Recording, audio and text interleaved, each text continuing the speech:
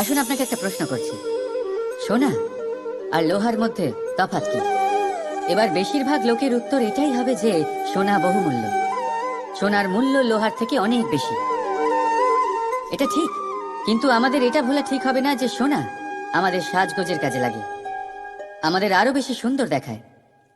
অন্যদিকে লোহা সেই সৈনিকদের ঢাল ও তলোয়ার হয়ে তাদের রক্ষা করে যারা আমাদের প্রাণকে রক্ষা করেন। এই সৈনিক না থাকলে আমাদের প্রাণও থাকবে না।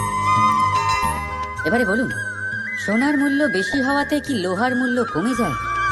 কখনোই না। ঠিক সেইভাবে এই জীবনে আপনি যতই চেষ্টা করুন, কিছু না কিছু এমন থেকে যাবে যা আপনি কখনোই পাবেন না। আর সেই কারণে নিজেকে অক্ষম মনে করা অনুচিত। হতে পারে আপনার কাছে সেই গুণ আছে যেটা সংসারে আর কারোর কাছে নেই। সেই গুণটাকে চিনুন, সেটাকে বাড়ান আর সেটাকে ব্যবহার করুন। তাই মনে রাখবেন, সংসারে প্রত্যেকটা ব্যক্তি বিশেষ হয়, আর এই সংসারে সবাই সবকিছু পায় না। নিজেই দেখে নিন, সোনাকে যে দোকানে সাজিয়ে রাখা হয় সেই দোকানের তালা লোহা দিয়ে তৈরি হয়।